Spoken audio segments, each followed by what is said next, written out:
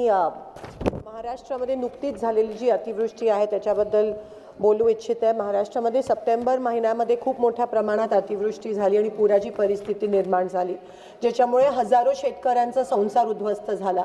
शेती पूर्ण वाहून गेली, जमिनी खरडून गेल्या, पिकं वाहून गेले.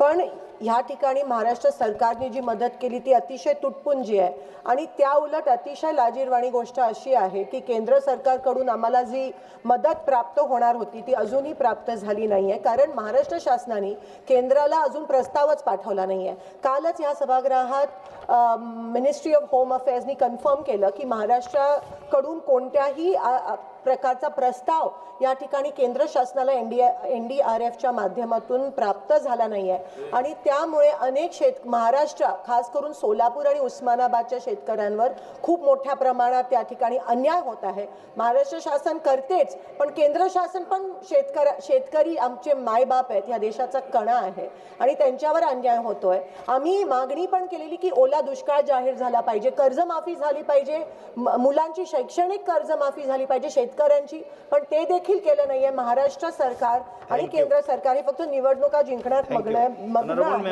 आणि शेवटचा विषय असा है कि फार्मर आईडी की जी अट है KYC साल में 4 बार की जाती है, उसकी कोई जरूरत नहीं है. वो क्राइटेरिया रद्द करके हमारे किसानों को तुरंत मदद मिलनी चाहिए केंद्र सरकार.